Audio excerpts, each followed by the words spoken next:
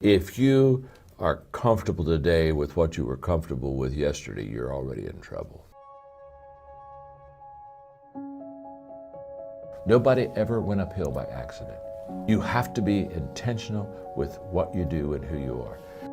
The more valid reasons you have to accomplish a dream, the higher the odds are that you will. The first question is your dream really your dream?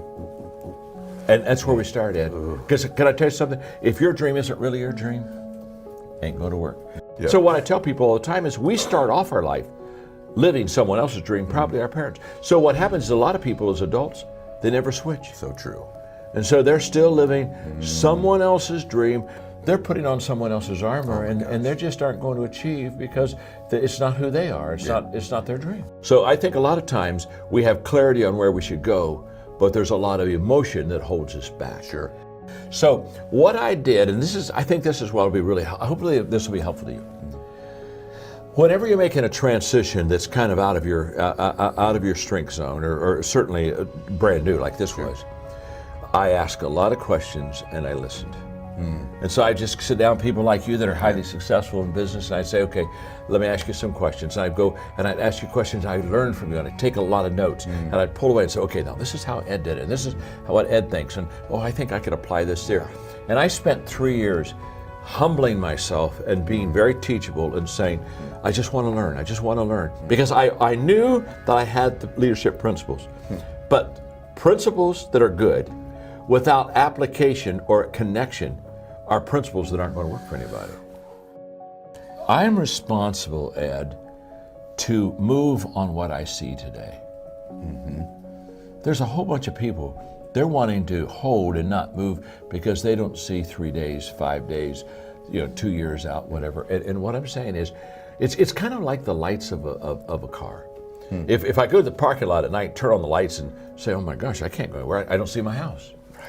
Well, no. Get in the car and start moving in the direction you're supposed to move it. And guess what? You only get about 300 feet of light. Right. You don't get you don't get 7 miles of light. You don't get to see your house. You got to utilize the light you got so that you can get to where you want to go. And so many people they're uncomfortable with that light because it's not long enough. And what's around the corner? And the whole issue is you don't know what's around the corner until you go around the corner. Oh gosh, that's so good. And so you just so you have to be very comfortable, which I am. You have to be very comfortable with traveling, not having all the answers. So true. But can I tell you something? The only way you get all the answers is to go all the way through. Absolutely. You don't get all the answers on this side. And so if I've got to have it lined up and straight and right, and I feel comfortable with it, then I'll never be the leader. And I really believe this, Ed. I believe a lot of leaders fall short because they're unwilling to take what they know now and act on it. And so therefore, they never get to know what they could know. No matter how gifted you are, no matter how committed you are, if you're out of position, you're not going to be successful. That's why everybody needs to find their sweet spot. What do I really do well? Yes. And on that, there's a point that I really want to make, and that is, I tell people, if you want to be highly successful, you've got to get into what I call the top 5%. Okay. So you got 100 people. You got 100 people here in whatever chosen profession you've got. You've got to be in the top 5. Yes. You got to get there, and you can only get to the top 5 if you're in your sweet spot. You can't get to the top 5 working on weaknesses. You can't get to the top 5 if I'm not in the area of my giftedness.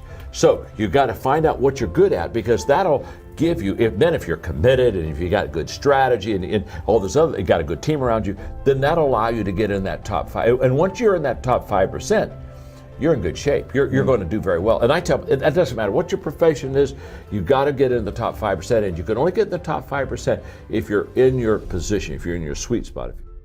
Got a question for you. Yeah. What would your advice be to me about just transforming my life? What would be the step you would take, the thought I should have, the action maybe I should take? If you really want to be transformed, you have to live an intentional life. This is so simple, I don't want you to miss it. Most people don't lead their life, they accept their life. And when you accept your life, you are living on things that are not worthy of your time and effort and energy. The reason I want you to understand that is to go uphill, you have to be intentional. Nobody ever went uphill by accident. You've never read a book on accidental achievements. You have to be intentional with what you do and who you are. And so I would just say to you, find your strengths, become very intentional, and commit your life every day to it's all uphill. It's all uphill. And listen, Ed's very successful. He's got great businesses, he's made a lot of money. Can I tell you something? It's still uphill for him. See, the great mistake we make is we think, I'm going to go out and make enough money, and there's a day when I can relax and I can rest and everything's going to be easy. Can I tell you something? The day that you have that day, one of your children, gets in an accident, you got problems will never ever leave you. Issues, obstacles, difficulties, they're always going to surround you. So you never get to that place where you've got it made. You're not supposed to got it made. You're supposed to add value to people, and it's all uphill. Oh my gosh. So the moment I understand that, then what happens is I commit myself to it, and then it becomes a beautiful uphill climbing life. Because one thing that's beautiful about going uphill is the scenery is really good. So you got to be intentional with it. So that's what I would say to them. Be intentional. Start today. And here's here's the difference. Good intentions are overrated. Gosh.